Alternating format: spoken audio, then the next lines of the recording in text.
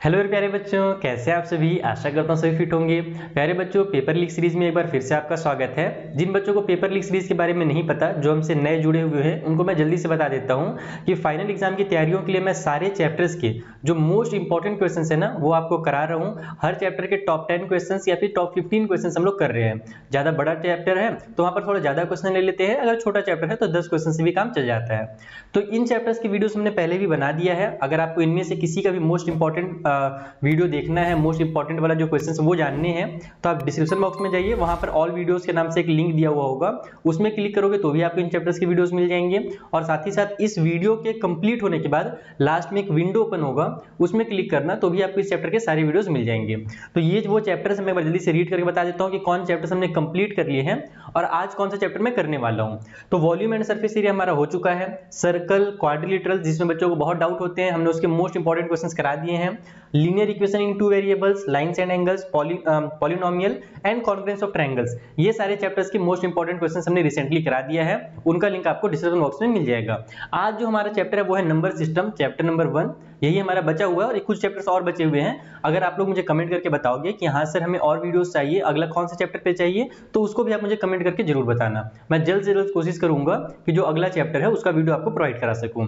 तो आज जैसा कि आपको पता है कि हमारा नंबर सिस्टम है, इसमें कई पार्ट्स है। नंबर सिस्टम में आपको रैशनल नंबर, इरैशनल नंबर पढ़ने हैं, साथ ही साथ हम लोगों को रैशनलाइजेशन करने सीखना है, नंबर लाइन में शो करने सीखना है। बहुत सारे अलग अलग टाइप के क्वेश्चन आते हैं, इसलिए मैंने यहाँ पर थोड़े से ज्यादा क्वेश्चन रखे हैं। नॉर्मली हम 10 क्वेश्चन करते हैं, लेकिन इसमें थोड़े से ज्यादा क्वेश्चन हैं और मेरी गारंटी है कि अगर आप इन क्वेश्चंस को कर लेते हो ना, तो एग्जाम में इसी के अंदर से क्वेश्चन आएगा या फिर इनके ही नंबर्स को चेंज करके दूसरा क्वेश्चन बनेगा और कुछ नहीं होने वाला।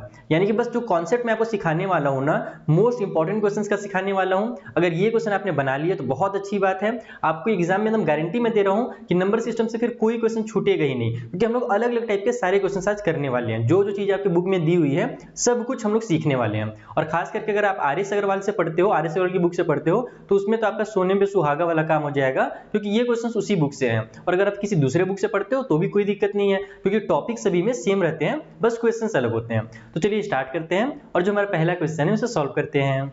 एक जो सबसे इंपॉर्टेंट और सबसे बेसिक क्वेश्चन है, जहां पर आपको दो नंबर्स दिए रहेंगे, उसके बीच में आपको रैशनल नंबर फाइंड करने के लिए कहा जाएगा, चाहे 5 रैशनल नंबर फाइंड कर लो, चाहे 6 रैशनल नंबर फाइंड कर लो। तो उसका मैंने एक क्वेश्चन यहाँ पर लिखा है। मैं इसी क्वेश्चन से आपको अलग अलग टाइप के क्वेश्चन बताने वाला हूँ। जैसे सबसे पहले तो आपके पास ऐसा क्वेश्चन दिया जाएगा, सबसे ईजी अगर क्वेश्चन आता है ना, तो उसमें होता क्या है कि डिनोमिनेटर दोनों का सेम दिया रहता है। हम लोग इस क्वेश्चन में देखते हैं, यहाँ पर बोल रहा है कि find 5 rational numbers between 3/5 and 2/3। यहाँ पर डिनोमिनेटर अलग अलग है। अगर डिनोमिनेटर सेम है तो कुछ नहीं करना है, बहुत ही आसानी से सॉल्व हो जाता है। अभी मैं स्टेप बताऊंगा आपको। और अगर डिनोमिनेटर अलग अलग है तब क्या करना है, आइए समझते हैं। तो सबसे पहले आप क्या करोगे, डिनोमिनेटर को सेम करोगे। जैसे कि हमारे पास कितना दिया हुआ है, हमारे पास दिया हुआ है 3/5। तो ये हमारे पास गिवन नंबर्स, ऐसे लिख लेना एग्जाम में बनाओगे तो, गिवन नंबर्स, हमारे पास जो नंबर दिए हुए हैं वो कौन से हैं, तो 3/5 है एंड 2/3 है। अब आपको क्या करना है कि जो डिनोमिनेटर है ना, उसको इक्वल करने के लिए सबसे आसान तरीका क्या होता है, आप उसका एलसीएम ले लो। तो यहां पर आप लिखोगे कि एलसीएम ऑफ 5 एंड 3, ठीक है। 5 और 3 का एलसीएम कितना है, तो 5 और 3 का एलसीएम 15 होता है। एलसीएम इसलिए लिया जाता है ताकि हम लोग नीचे को इक्वल कर सके। देखो कैसे इक्वल होगा, हमारे पास पहला क्या नंबर है, 3/5 है ना। आपको क्या करना है कि ये जो 5 है इसको 15 बनाना है और ये बन जाएगा। और इसी तरीके से यहाँ पर जो 3 है उसको भी 15 बनाना है और वो भी आराम से बन जाएगा, क्योंकि हमने जो 15 लिखा है वो 5 और 3 का एलसीएम है, ठीक है। तो 15 बनाने के लिए क्या करेंगे, यहाँ पर मल्टीप्लाई करना रहता है। तो 5 का कितने से मल्टीप्लाई करूं, तो 5 का 3 से मल्टीप्लाई करूंगा तब 15 बनेगा। तो अकॉर्डिंग टू रूल ये कहता है कि अगर आप डिनोमिनेटर में 3 से कर रहे हो मल्टीप्लाई ना, तो ऊपर में न्यूमरेटर में भी 3 से मल्टीप्लाई करना पड़ेगा। तो ऐसे लिख लो। अब ऊपर में आपका 3 3 जा 9 हो जाएगा और नीचे में 5 3 जा 15 हो जाएगा। सेकंड वाला जो हमारे पास है 2/3 दिया हुआ है, ठीक। तो मैं 3 में अगर 3 का मल्टीप्लाई करूंगा तो 15 बनेगा क्या, नहीं बनेगा ना।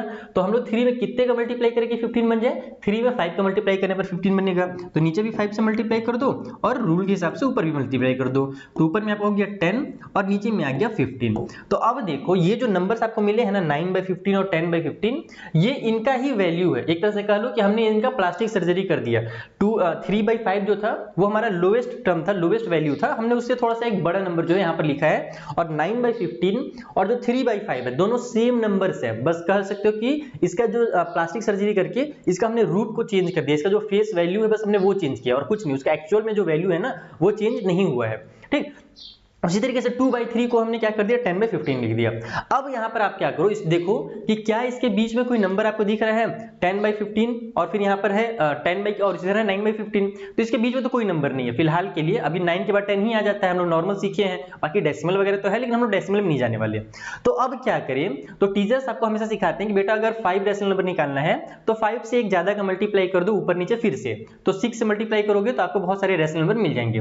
लेकिन मेरा ये कहना है कि आप जबरदस्ती का 6 से या फिर 7 से मल्टीप्लाई मत करो। यहाँ पर तो देखो बेसिक से नंबर्स हैं तो आप 6 से कर सकते हो मल्टीप्लाई, कई बार कॉम्प्लिकेटेड नंबर्स होते हैं तो उसमें फिर मल्टीप्लाई करने में टाइम वेस्ट होता है। तो सबसे आसान तरीका क्या है कि कितना रेशनल नंबर निकालने के लिए बोलते हैं, देखो मैक्सिमम 5 6 इससे ऊपर नहीं देता है। आप क्या करो, ऊपर नीचे 10 से मल्टीप्लाई कर दो। जब आप ऊपर नीचे 10 से मल्टीप्लाई करोगे ना तो आपका आंसर जो है बहुत ही आसानी से आ जाएगा और मल्टीप्लाई करने में कोई दिक्कत ही नहीं होगा। तो ये चीज अपने दिमाग से निकाल दो कि अगर 5 रेशनल नंबर निकालने हैं तो मैं 6 से मल्टीप्लाई करूंगा ऊपर नीचे, ऐसा नहीं करना है, ठीक है। तो देखो मैं क्या करता हूं, मेरा मेथड क्या है कि मैं पकड़ूंगा दोनों को, यहां पर इसके ऊपर नीचे भी 10 से मल्टीप्लाई करूंगा और नीचे वाले में भी ऊपर नीचे में मैं 10 से मल्टीप्लाई कर दूंगा इस तरीके से। तो ये हो जाएगा आपका 90 और डिवाइड बाई में 150 आ गया और इस साइड में हमारे पास हो जाएगा 100 और डिवाइड बाई में 150 आ गया, ठीक है। अब आप लोग इनके बीच में बहुत सारे रेशनल नंबर बता सकते हो, तो यहां पर मैं लिख देता हूं कि रेशनल नंबर्स बिटवीन 3/5 एंड 2/3। देखो ये जो 3/5 और 2/3 है ना उसका ही ये वैल्यू है, ये मत सोचना कि ये कोई नए नंबर है, बस हम लोग ने उसको थोड़ा सा बड़ा कर दिया है ताकि उसके बीच के नंबर्स हमको मिल सकें, ओके। तो ये कोई अलग नंबर नहीं, ये ध्यान रखना। तो ये आपका कैसे बनेगा, एक सेकेंड कॉलर हटाते हैं इसको भी। तो 90 और 100 के बीच में क्या आता है 91 आता है, तो ये हो जाएगा 91 डिवाइड बाई 150। उसके बाद आपका आता है 92 डिवाइड बाई 150, उसके बाद आ जाएगा आपका 93 डिवाइड बाई 150, ठीक है। और उसके बाद फिर हम लोग को कितना बोला था 5 बोला था ना, तो 94 डिवाइड बाई 150 कर दो और लास्ट में 95 डिवाइड बाई 150 कर दो। अगर आपके पास एग्जाम में टाइम है, ये चीज ध्यान से सुन लो कि अगर टाइम है तो सिर्फ उसी कंडीशन में क्या करना कि जो जो नंबर कट हो रहे हैं उनको आपस में कट कर लेना, यानी कि उसका लोएस्ट फॉर्म लिख लेना। अदरवाइज जरूरी बिल्कुल भी नहीं है इसका लोएस्ट फॉर्म लिखने का। बहुत बार बच्चे लोग क्या सोचते हैं कि नहीं अगर अपन कट नहीं करेंगे तो नंबर कट कर दिया जाएगा, मार्क्स कट कर दिए जाएंगे, ऐसा बिल्कुल नहीं है। अगर आपके पास टाइम है एग्जाम में तभी आप इनको कट करो, अदरवाइज इतना भी लिख दोगे ना तो भी आपका एकदम करेक्ट आंसर कहलाएगा, क्योंकि ये जो नंबर्स हैं ये किसके बीच में आ रहे हैं, ये 3/5 का जो वैल्यू हमने निकाला उसके और 2/3 का जो हमने वैल्यू निकाला उसके बीच के ये नंबर्स है, और वो ऐसे 5 नंबर्स हैं। तो आपने अभी क्या सीखा कि सबसे पहले कि अगर डिनोमिनेटर अलग अलग हो तो हम लोग डिनोमिनेटर को पहले इक्वल करते हैं एलसीएम लेकर के। अगर डिनोमिनेटर इक्वल दिया रहता, हमको पहले से 9/15 और 10/15 दिया रहता तो हम लोग को कुछ एलसीएम लेने की जरूरत ही नहीं पड़ती, हम लोग डायरेक्ट ऊपर नीचे 10 से मल्टीप्लाई कर देते हैं। तो अगर डिनोमिनेटर सेम दिया हुआ है तो एलसीएम मत लेना, डायरेक्ट ऊपर नीचे 10 से मल्टीप्लाई करना, जो भी नंबर निकल करके आएगा उनके बीच के नंबर्स बता देना। और अगर डिनोमिनेटर अलग दिया है तब एलसीएम लेकर के पहले डिनोमिनेटर को इक्वल कर लेना और फिर ऊपर नीचे 10 से मल्टीप्लाई करना। दूसरा चीज मैंने यही आपको सिखाया कि ये नहीं कि क्वेश्चन में बोला है 4 रेशनल नंबर निकालने के लिए तो आप 5 से ऊपर नीचे मल्टीप्लाई कर रहे हो, वो बेवकूफी है, उसमें टाइम वेस्ट होता है। कई बार मैंने देखा बच्चे लोग मल्टीप्लाई करने के लिए टेबल पढ़ते हैं, लिखते हैं, मल्टीप्लाई करते हैं, बहुत टाइम वेस्ट होता है। सिंपली ऊपर नीचे 10 से मल्टीप्लाई करना, एग्जाम में बहुत टाइम बचेगा। तो ये था आपका पहला क्वेश्चन जहां पर आपको दो नंबर्स के बीच में, दो रेशनल नंबर्स के बीच में 5 या 6 जितने भी रेशनल नंबर निकालने रहते हैं ना, इस टाइप से क्वेश्चन आते हैं। चलिए जो दूसरा टाइप का क्वेश्चन है हम लोग उससे बनाएं। जो दूसरा टाइप का क्वेश्चन आता है जिसमें बच्चे बहुत ज्यादा कंफ्यूज होते हैं वो है P/Q के फॉर्म में लिखने के लिए, और इस टाइप से क्वेश्चन दिया रहता है। ये केवल देखो क्लास 9 करनी है ना, अगर ये क्वेश्चन अभी आप बनाओगे ना तो आगे आप कोई भी एग्जाम की तैयारी करना, कॉम्पिटिशन एग्जाम की, उसमें इस टाइप से क्वेश्चन जरूर आता है। इसको ध्यान से समझो, इसका एकदम बेसिक सा एक तरीका है सॉल्व करने का, वो समझ लोगे तो ये क्वेश्चन आराम से बन जाएगा। इसमें आप लोगों को दिया रहता है 0.38 के ऊपर में बार बना हुआ। इस बार का मतलब ये होता है, इस लाइन का मतलब ये होता है कि वो नंबर बार बार रिपीट हो रहा है, यानी कि 0.38 0.38 जैसे हम लोग नहीं कि बार डिवाइड करते हैं तो हमारा आंसर आ जाता है 33 पॉइंट में 3 ऐसे आता है ना। जब आप लोग 100 को 3 से डिवाइड देते हो तो इस टाइप से आता है, पॉइंट करके 3 आते जाता है। तो आप कितना बार लिखोगे 3? इससे अच्छा है कि इसको आप लिखो 33 पॉइंट में 3 एक बार लिखो और इसके ऊपर में बार बना दो। तो इसका मतलब ये हुआ कि ये बार जो है वो ये चीज रिप्रेजेंट कर रहा है कि यही नंबर जो है बार बार रिपीट हो रहे हैं, ठीक है। तो अब हम लोग को क्या करना रहता है कि सबसे पहले ये जो नंबर है इसको हम लोगों को p बाई क्यू के फॉर्म में लिखना पड़ता है, p बाई क्यू यानी कि फ्रैक्शन के फॉर्म में लिखना है, और इस वाले को भी फ्रैक्शन के फॉर्म में लिखना है, फिर दोनों को ऐड करके आपका आंसर निकल करके आ जाएगा। तो लिखना कैसे रहता है, मेथड क्या रहता है, आइए वो समझते हैं। सबसे पहले तो आप ये करो कि मान लो ये जो नंबर हमारा 0.38 उसको x है, उसको आप x के बराबर लिख लो, x जो है वो इक्वल है 0.38 के ऊपर में बार के बराबर, ठीक है। ये पहला स्टार्टिंग हुआ। अब आप लोग इस बार को हटा दो, ये तो भी स्टार्टिंग था, अब बार को हटा के अगर हम लोग लिखेंगे तो ये क्या हो जाएगा 0.383838 और ये बार बार आते जा रहा है, तो इसको इस तरीके से डॉट डॉट डॉट कर दो ताकि ये क्लियर हो जाए कि ये रिपीट हो रहा है। अगर आप डॉट नहीं लगाओगे यहाँ पर ना तो इसका मतलब ये हो गया कि ये रिपीट नहीं हो रहा है, खत्म हो गया। तो हम लोग यहाँ पर डॉट जरूर लगाते हैं, नहीं तो फिर वो टीचर उसको गलत कर सकते हैं। अब क्या करना है आपको कि इधर और इधर कुछ ऐसे नंबर्स का मल्टीप्लाई करना है कि आपका मतलब 10 का या 100 का ऐसी कुछ होता है ना, ये मत सोचना कि 2 3 का मल्टीप्लाई करेंगे, 10 का मल्टीप्लाई करना है या फिर 100 का करना है या फिर 1000 का करना है, इस तरीके से मल्टीप्लाई करना है जीरो वाले नंबर से। उससे होगा क्या, जैसे कि मान लो अगर मैं दोनों साइड 10 का मल्टीप्लाई करता हूं तो ये मेरा क्या बन जाएगा, x अगर मैं 10 से मल्टीप्लाई करूंगा तो 10x बन जाएगा, ठीक। और इधर जो है ये डेसिमल का ये जो है ना डेसिमल वो 1 डिजिट आगे चला जाएगा, तो ये मेरा हो जाएगा 3 पॉइंट में 838383 डॉट डॉट डॉट, इस तरीके से हो जाएगा। डेसिमल जो था एक डिजिट आगे चला गया, ओके। अब आप बोलोगे सर यहाँ पर आपने कुछ एक्स्ट्रा नंबर लिख दिए, अगर डेसिमल आगे जाता तो केवल यही नंबर तो बचते ना, तो नहीं मेरे भाई, ये जो डॉट है इसका मतलब है कि यहाँ पर बहुत सारे नंबर छुपे हुए हैं, आप उनमें से कितनों नंबर को यहाँ पर लिख सकते हो अपनी मर्जी से।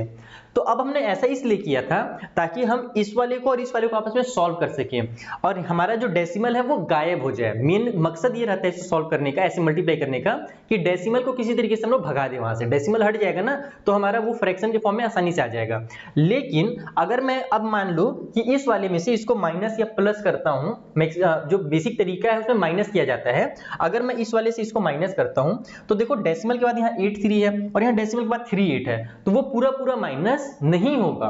तो अब हम लोग क्या करेंगे कि हम लोग इसको छोड़ देंगे, इसका कोई काम ही नहीं आया, 10 x से मल्टीप्लाई किए कोई मतलब नहीं हुआ। अब हम लोग अगले नंबर के पास जाएंगे, 10 के बाद क्या बताया मैंने आपको 100 बताया, हम लोग 100 से मल्टीप्लाई करेंगे, तो ये आपका हो जाएगा इस तरीके से 100x और इक्वल की उस साइड में डेसिमल फिर से 1 डिजिट आगे चला जाएगा। हमने इसमें ही ना 100 का मल्टीप्लाई किया है, 100 में जब हम x में जब 100 से किया तो 100x हुआ, अब यहाँ पर 100 से करोगे तो ये 38 बन जाएगा। देखो इस तरीके से 38 पॉइंट में 38 फिर वही 38, ये हमने दो ठोक उतार दिया, लेकिन अभी और भी 38 बचे हुए हैं तो मैं एक बार और 38 लिख देता हूं और डॉट डॉट डॉट कर देता हूं।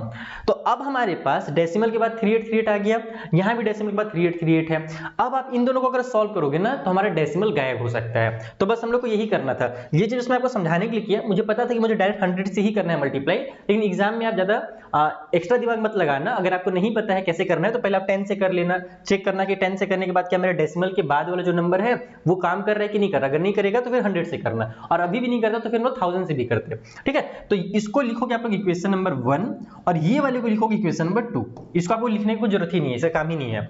अब लिखो यहाँ पर कि हम लोग क्या कर रहे हैं, सब्ट्रैक्ट कर रहे हैं, subtracting equation number 1 from equation number 2। हम लोग इस 2 वाले में से 1 वाले को सब्ट्रैक्ट करेंगे, तो उससे फायदा क्या होगा देखना, 100 में से मेरा x माइनस हो जाएगा लेफ्ट में, ठीक। एक सेकेंड, इसको मैं दूसरे पेन से लिखता हूं ताकि क्लियर दिखे बच्चों को। तो यहां पर हमारे पास लेफ्ट वाला माइनस होगा 100x, उसमें से ये इक्वेशन नंबर 1 का x माइनस हो जाएगा, और राइट में जो है अगर मैं इसको देखो यहाँ पर माइनस करके लिख देता हूं एक बार, बाकी अगले वाले में हम लोग नहीं लिखेंगे बार बार डिटेल में, ये हो जाएगा 38 पॉइंट में 3838, ठीक है, डॉट डॉट डॉट कर देते हैं, और इसमें से हम लोग माइनस कर रहे हैं ये वाला 0.3838 को। मैं 2 ही बार लिख रहा हूं तो भी कोई दिक्कत नहीं है, आप 2 बार भी लिख सकते हो, 3 बार है तो 3 बार भी लिख सकते हो, दोनों सेम ही चीजें हैं, बस ये डॉट जरूर लगा देना।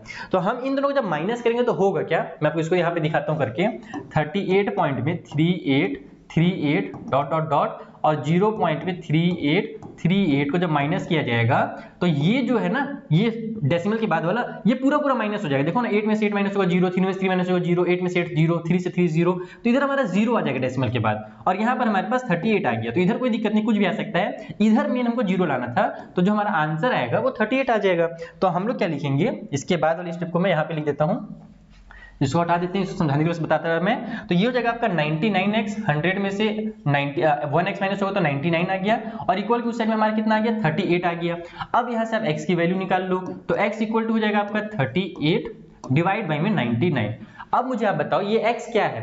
ये x यही वाला तो नंबर है जो हमको दिया हुआ था 0.38 के ऊपर में जो बार दिया हुआ था उसको हमने x माना था, और यहाँ पर भी हमने x का ही वैल्यू निकाला है, तो वो क्या निकल करके आया 38 डिवाइड बाई में 99 आया। इसका मतलब ये हुआ कि ये वाला वैल्यू और ये वैल्यू सेम चीजें हैं, बस ये हमारे डेसिमल के फॉर्म में था, बार के फॉर्म में था, और ये हमारा p बाई क्यू के फॉर्म में है जिस फॉर्म में हमको लाने के लिए कहा गया था। तो अभी तो हमारा आधा काम हुआ है, ठीक है। अभी हमने एक काम किया, हमने इस वाले को कन्वर्ट किया। अब हम लोग ये जो 1.27 है ना, इसको भी कन्वर्ट करेंगे। चलिए अगले पेज में बनाते हैं। तो हम लोग यहाँ पर इसको y मान लेते हैं। हम लोग लिखते हैं यहाँ पर कि लेट y इक्वल टू 1.27 के ऊपर में बार, ठीक है। तो यहां से ये y इक्वल टू हो जाएगा 1.27 यही हो रहा है ना, ये रिपीट हो रहा है, बार है, इसका मतलब ये हुआ। अब आप लोग देखो कि अगर मैं 10 से मल्टीप्लाई करूंगा तो मेरा डेसिमल यहां पर आएगा, ठीक है, यही ना होगा। देखो मैं एक बार करके दिखाता हूं आपको। 10y अगर मैं करता हूं तो ये मेरा 12.727 है ना, उसके बाद फिर एक 2 निकल करके आ जाएगा, इस तरीके से बन जाएगा। तो डेसिमल के बाद हमारा सेम है क्या? नहीं है। फिर अब हम लोग 100 से करके देखते हैं कि अगर मैं 100y से मल्टीप्लाई कर दूं, यानी कि 100 की इधर मल्टीप्लाई कर दूं, तो इधर मेरा डेसिमल क्या हो जाएगा 127.2727 है ना, यही होगा ना। डेसिमल यहां से उठ करके यहां पे चला जाएगा, 2727 हमारे निकलते जाएंगे, तो ये बन गया। तो अब देखो डेसिमल के बाद 2727 यहां भी है, यहां भी है, तो फिर से आप इसको इक्वेशन नंबर 3 नाम दे दो और इसको इक्वेशन नंबर 4 दे दो, क्योंकि 1 और 2 हमने उधर यूज कर लिया है। अब यहां पर फिर सब्ट्रैक्ट कर दो, तो यहां पर फिर लिख देता हूं मैं कि हम लोग सब्ट्रैक्ट कर रहे हैं इक्वेशन नंबर 1 को फ्रॉम इक्वेशन 1 बोल रहा है, 3 था ना, इक्वेशन नंबर 3 को फ्रॉम इक्वेशन नंबर 4। तो जब सब्ट्रैक्ट करोगे तो 100 में से y माइनस हो जाएगा, तो मेरा 99y आएगा, ठीक, इस तरीके से आ गया। और यहाँ पर हमारे पास जो 127.2727 है उसमें से हम लोग इसको माइनस करेंगे तो डेसिमल से डेसिमल तो पूरा माइनस हो जाएगा, जीरो हो जाएगा। 127 में से ये 1 भी माइनस होगा इस बार, पिछली बार तो 0 था वहां पर, इस बार 1 है, तो 127 में से 1 माइनस करो तो 126 आ जाएगा। तो इक्वल को साइड लिख दो 126, तो y की जो वैल्यू आ गई वो कितनी आ गई यहाँ से 126 डिवाइड बाई में 99 आ गई। तो ये क्या है, ये इसका ही एक तरह से फ्रैक्शनल फॉर्म है, p बाई क्यू वाला फॉर्म है। नाउ अब हम लोग को क्या करना था, हम लोग को करना था दोनों को ऐड। हम लोग को बोला गया था ना कि 0.38 के ऊपर में बार को ऐड कीजिए 1.27 के ऊपर बार के साथ, तो बस इसका वैल्यू पुट कर दो आप लोग। 0.37 का 38 का वैल्यू ने कितना निकाला था यहाँ पर, कहाँ गया, ये है 38 डिवाइड बाई में 99, तो ये हो जाएगा आपका 38 डिवाइड बाई में 99, और इसका वैल्यू ने कितना निकाला तो 126 डिवाइड बाई में 99 निकाल दिया। बस अब इसको आपस में सॉल्व कर दीजिए, डिनोमिनेटर में 99 है, एक बार उसको लिख लो और ऊपर वाले को ऐड कर दो, तो 38 प्लस में 126 ऐड होगा तो कितना आएगा 6 और 8 हो गया 14 का 4 कैरी हो गया 1 3 और हमारे पास 3 हो जाएगा 6 और ये 1 उतर गया, नीचे में हमारे पास जो 99 है उसको उतार दो, तो बस हमारा p बाई क्यू के फॉर्म में आ गया 164 डिवाइड बाई 99। तो इस तरीके से सॉल्व करना है, डायरेक्ट इसको ऐड नहीं करना है, पहले इसका p बाई क्यू फॉर्म निकालना है, फिर इसका p बाई क्यू फॉर्म निकालना है, और फिर दोनों को ऐड करोगे तो आपका p बाई क्यू के फॉर्म में आ जाएगा। तो ये मेथड है, ये मैंने सबसे जो एडवांस लेवल का क्वेश्चन आपकी बुक में ना वो कराया है, इससे अब आपसे अगर ये क्वेश्चन बन गया तो इजी लेवल वाले बहुत आराम से बन जाएंगे। कई बार तो आपको यहाँ पर बस इस क्वेश्चन में ऐड करने के लिए दे दिया था ना, ज्यादातर जो क्वेश्चन आते हैं उसमें सिंपली बस बोलता है कि इसको p बाई क्यू के फॉर्म में रिप्रेजेंट कर दो और कुछ नहीं करने को बोलता है, तो बस आप यहाँ से लेकर के यहाँ तक बना दोगे, बस वही आपका आंसर हो जाएगा, दूसरा नंबर दिया ही नहीं रहता है। तो ऐसे क्वेश्चंस भी एग्जाम में आते हैं, ये ध्यान रखना। तो ये हमारा दूसरा टाइप का क्वेश्चन था जो मैंने सिखाया, प्रैक्टिस जरूर करना। इसका पीडीएफ वगैरह टेलीग्राम पे मिल जाएगा, सारे सोशल मीडिया चाहे टेलीग्राम हो, इंस्टाग्राम हो, व्हाट्सएप ग्रुप हो, सभी का हमने जो लिंक है वो डिस्क्रिप्शन बॉक्स में दे दिया है, वो सब आप ज्वाइन कर लीजिए, ताकि जो भी मैं नोट्स वगैरह प्रोवाइड कराऊं वो आपको मिल जाए फटाफट। इसके भी नोट्स में दे दूंगा, फिर खुद से प्रैक्टिस कर लेना, ठीक है। चलो जो अगला क्वेश्चन उसे बनाते हैं। क्लास 9th में जब बच्चे पहली बार पहुंचते हैं ना तो सबसे ज्यादा दिक्कत उनको क्या होता है पता है, इररेशनल नंबर लिखने में होता है। इररेशनल नंबर लिखना बहुत ही आसान है, बस उसको बच्चे लोग समझ ही नहीं पाते हैं कि इररेशनल आखिर होता क्या है। तो यहाँ पर एक क्वेश्चन है जिसमें हमसे बोला जा रहा है कि इन दोनों नंबर्स के बीच में आपको 2 रैशनल नंबर निकालने हैं और 2 इररेशनल नंबर भी लिखने हैं। तो इसको सॉल्व कुछ नहीं किया जाता है, बस अपने मन से नंबर लिखा जाता है और आंसर आ जाता है। मैं आपको सिखा रहा हूं कैसे करना है। पहले तो देखो कि दिया क्या है, तो हमको गिवन नंबर जो है, गिवन नंबर्स वो कितने हैं, तो हमारे पास 0.5 दिया हुआ है एंड 0.55 दिया हुआ है। अब ये ध्यान रखना, आपने क्लास 6 में पढ़ा था कि जब हमारे पास डेसिमल वाले नंबर दिए रहते हैं ना, तो उस डेसिमल वाले नंबर के आगे हम लोग 0 लगा सकते हैं, अपनी मर्जी से लगा सकते हैं। यानी कि ये जो 0.5 है ना, ये 0.5 एक्चुअल 0.5 नहीं है, ये एक्चुअल में 0.50 है, समझ में आ रहा है, अगर इससे कंपेयर करोगे तो। और अगर मेरे को 0.5 लिखना रहता तब मैं कैसे लिखता, 0.05 लिखता। तो 0.05 जो है वो एक्चुअल में 0.5 होता है। अब शायद आप लोग थोड़ा सा इसमें कंफ्यूज हो रहे होंगे, लेकिन जैसे कि 5 और 50 अलग अलग चीजें हैं, 5 और 50 अलग अलग है, उसी तरीके से 0.5 और 0.05 अलग अलग चीजें होती हैं। इसको आप लोग 5 मत समझना, 5 के बाद इसमें 6 मत लगा देना, जब लगा भी सकते हो कोई दिक्कत नहीं है, लेकिन इसको 55 मत समझना और इसको 5 मत समझना। अगर आप इसको 55 पढ़ रहे हो तो इसको 50 पढ़ोगे, क्योंकि ये हमारा रूल है। क्लास 6 में हमने सिखाया था कि दो डेसिमल वाले नंबर्स को जब हम लोग आपस में कंपेयर करते हैं तो कैसे करते हैं। तो उसका ये मेथड है कि अगर यहाँ पर 2 डिजिट लिखा हुआ है तो इसमें भी आपको 2 डिजिट ही करना है और तब उसको आप रीड करोगे। तो हम लोग वैसे तो अलग अलग पढ़ते हैं, 0.50 पढ़ेंगे इसको और इसको 0.55 पढ़ेंगे, ठीक है। लेकिन मैं आपको समझाने के बता रहा हूँ कि एक्चुअल में 0.50 होगा और ये 0.55 होगा। अब सबसे ये तो बेसिक चीज था, क्लास 6 मैं समझा रहा था आपको, जो बच्चे एकदम नहीं जानते डेसिमल वाले को उनको मैं समझा रहा था। अब थोड़ा सा एडवांस लेवल समझते हैं कि रैशनल नंबर क्या होता है और इरेशनल क्या होता है। रैशनल नंबर ऐसे नंबर्स होते हैं ना कि जिसको जब आप लिखोगे तो वो खत्म हो जाते हैं, यानी कि कंप्लीट या तो खत्म हो जाएंगे या फिर हमारा एक ही नंबर बार बार रिपीट होगा। जैसे पिछले वाले क्वेश्चन में जो हमने नंबर्स देखे 38 38 38 बार बार रिपीट हो रहा था ना, तो उस नंबर को कहा जाता है रैशनल नंबर। लेकिन कुछ ऐसे नंबर भी होते हैं इस दुनिया में जो ना ही खत्म होते हैं और ना ही रिपीट होते हैं, हर बार अलग लगाते जाएगा। जैसे फॉर एग्जांपल मान लो हमारे पास दिया हुआ है 0.21, फिर 211, फिर 21111, फिर 2111, इसी तरीके से चलते जा रहा है। यानी कि हो क्या रहा है कि पहले तो 21 आया, फिर 211 आया, फिर 2111 आया, और हर बार क्या हो रहा है, एक 1 बढ़ते जा रहा है। तो ना ही ये खत्म हो रहा है और ना ही ये बार बार रिपीट हो रहा है। 21 21 21 ऐसे रिपीट होता तो फिर वो रैशनल नंबर कहलाता, लेकिन ये रिपीट भी नहीं हो रहा है ना, अलग अलग बार बार आ रहा है, तो इसको ही कहा जाता है इरेशनल नंबर। तो हम लोग पहले तो इसके बीच में रैशनल नंबर लिखेंगे। तो जैसा कि आपने सीखा, आपको समझ में आया, जो 0.5 है वो एक्चुअल में 0.50 ही है, ठीक है। तो 50 और 55 के बीच में कोई भी दो नंबर उठा कर लिख दो, 51 लिख दो, 52 लिख दो। तो मैं इसको ही लिख देता हूं कि टू रैशनल नंबर्स आर। दो रैशनल नंबर कौन कौन से होंगे, तो 0.51 एंड 0.52, क्योंकि ये कंप्लीट हो जा रहा है ना, खत्म हो जा रहा है। तो खत्म होने का मतलब है कि डेसिमल के बाद अगर एक समय के बाद टर्मिनेट हो जाए, रुक जाए, खत्म हो जाए, तो वो हमारा रैशनल नंबर कहलाएगा। तो इन दोनों के बीच में जो दो रैशनल नंबर है वो ये रहे। अब हम लोग चलते हैं दो इररेशनल नंबर लिखने के लिए। तो टू इररेशनल नंबर्स आर। अच्छा देखो, रैशनल इरेशनल बहुत डिटेल में भी आप लोगों को पढ़ना पड़ता है कई बार, और मैंने अपने अंतिम बैच में बहुत सारी चीजें बहुत डिटेल में सिखाई है। तो अगर आप लोगों को, आपके पास थोड़ा सा भी टाइम है ना, 5-7 दिन का भी अगर समय है, तो आप अंतिम बैच को कंसीडर कर सकते हो। उसमें मैंने इसके डिटेल वीडियोस बनाए हैं नंबर सिस्टम का। जैसे आज हम लोग केवल एक ही वीडियो में पढ़ रहे हैं ना, वहां पर मैंने हर टॉपिक का एक एक दिन का वीडियो बनाया। जैसे नंबर सिस्टम में अगर हम लोग को रैशनल और इरेशनल पढ़ना है तो पूरा एक दिन का क्लास उसमें था रैशनल और इरेशनल का, फिर दूसरे दिन का क्लास दूसरे टॉपिक के ऊपर था। तो वहां पर आप ज्यादा डिटेल में इस नॉलेज को समझ सकते हो। यहाँ पर तो मैं केवल इंपॉर्टेंट क्वेश्चंस करा रहा हूँ, इसलिए ज्यादा बेसिक नहीं सिखा पा रहा, नहीं तो वीडियो फिर बहुत ज्यादा लंबा हो जाएगा, 2-2.5 घंटे का वीडियो हो जाएगा, ठीक है। तो अब यहाँ पर हम क्या करेंगे, दो इरेशनल नंबर लिखेंगे। तो हम लोग क्या जानते हैं, इरेशनल क्या होता है, बस वो रिपीट नहीं होता है, बस चलते जाता है, इसी तरीके से चलते जाता है। तो मैं इसी को क्या करूंगा, इरेशनल बनाऊंगा। इरेशनल कहीं दूसरी जगह से ढूंढना नहीं है, बस इन्हीं को इरेशनल बना देना है, क्योंकि ये दोनों जो नंबर है इसके बीच में ही तो आ रहे हैं। तो इरेशनल कैसे बनेगा, देखो मैं लिखूंगा 0.51 हो गया ना। अब लिख देता हूं 511 511, ठीक है। तो ये बन गया हमारा इरेशनल नंबर। समझ में आ रहा है, कुछ किया ही नहीं मैंने।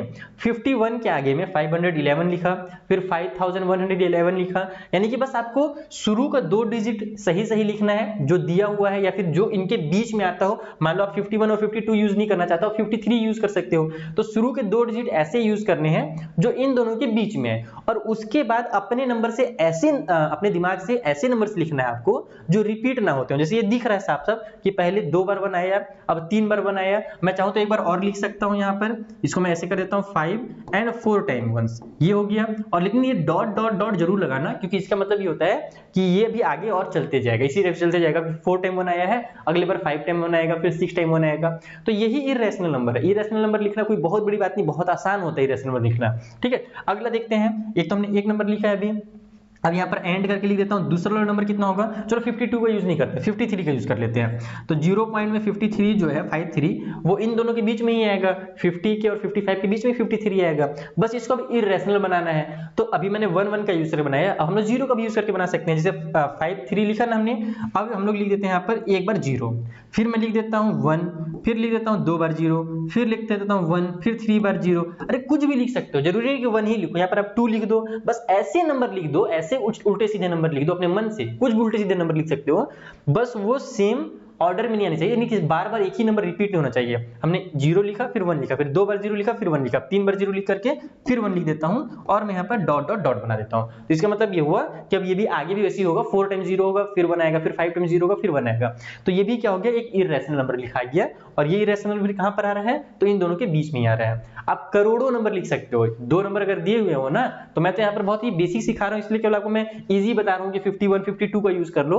आप इसके अलावा भी यूज कर सकते हो। 51 क्या, अब 51 से जो मैंने बनाया है ना एक नंबर, 51 से आप 10 लाख नंबर बना सकते हो। 10 लाख क्या, इतने नंबर बना सकते हो जिसको मैं लिख भी नहीं सकता अपने बोर्ड में। मेरा बोर्ड फुल हो जाएगा, मेरा कॉपी फुल हो जाएगा, मैं अपने घर के दीवारों में लिखूंगा तो दीवारें फुल हो जाएंगी। ठीक है, समझ में आ रहा है। जैसे का एग्जांपल और ले लेते हैं, मान लो कि मुझे 51 से ही कोई नंबर बनाना था, दूसरा इरेशनल नंबर, तो मैं क्या बना सकता था, मैं बना देता 0 पॉइंट में 51, फिर 0 0 1, 3 बार 0 1, 4 बार 0 1। मेरे को जो सबसे आसान लगता है वो यही लगता है, 0 0 लिखो 1 कर दो, तो ये जो है 51 से ही बन गया इरेशनल नंबर। मैं 51 के आगे में मान लो 1 0 फिर 2, फिर 2 0 2, 3 0 2, ऐसे भी लिख सकता हूं।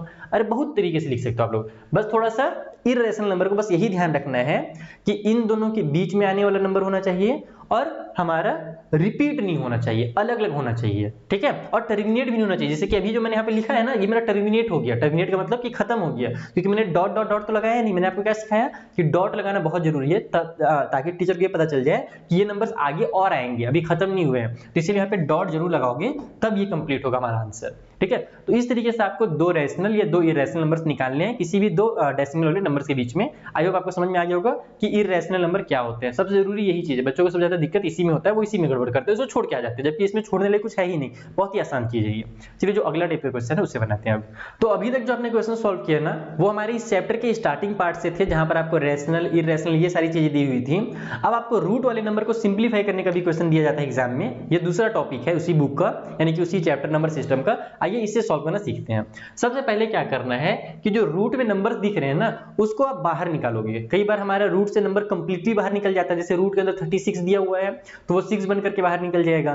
लेकिन यहाँ पर जो नंबर दिए हुए हैं वो कंप्लीटली अगर बाहर नहीं भी निकलते हैं तो भी आराम से निकल जाएंगे। देखो कैसे निकालना है आपको। हमारे पास दिया हुआ है 3 रूट के अंदर 45, ठीक है, उसके बाद माइनस में रूट के अंदर 125, उसके बाद दिया हुआ है प्लस में रूट के अंदर 200, और उसके बाद दिया हुआ है माइनस में रूट के अंदर 50। इसको बोल रहे हैं सिंप्लीफाई कीजिए। बच्चे लोग रूट देखते हैं और क्वेश्चन को छोड़ देते हैं, मतलब कि नहीं बनाएंगे, लेकिन ऐसा कुछ है ही नहीं, रूट भी बहुत आसानी से बन जाता है। सबसे पहले क्या करो कि 45 को फैक्टराइज करो। ये सब काम रफ कॉपी में करना है, यानी कि रफ पेज में करना, एग्जाम में बना रहे हो तो 45 किससे जाएगा हमारा, मैं तो 5 से निकालता हूँ। पहले 5 9 जा जाएगा, फिर 3 से कर देता हूँ, 3 3 जा, और फिर 3 1 जा 3। ठीक है, जरूरी नहीं है कि आप दिमाग लगाओ कि ये 2 से जा रहा है कि नहीं जा रहा है, 3 जा रहा है कि नहीं जा रहा है। बड़े नंबर से भी करोगे ना तो बाद में हमारे छोटे नंबर ऑटोमेटिकली आ ही जाते हैं। तो आसान मुझे यही लगता है कि बच्चे लोग ज्यादा दिमाग मत लगाओ कि 45 किससे डिवाइड हो रहा है। अगर 5 से दिख रहा है डिवाइड होते हुए तो 5 से उड़ा दो उसको। तो ये जो है 45, ये क्या बन गया हमारा, 3 रूट के अंदर 5 इंटू 3 बन गया। 125 को जब फैक्टराइज करोगे तो मुझे ये ओरली याद है, दिमाग में याद है कि ये हमारा 5 इंटू 5 बनता है।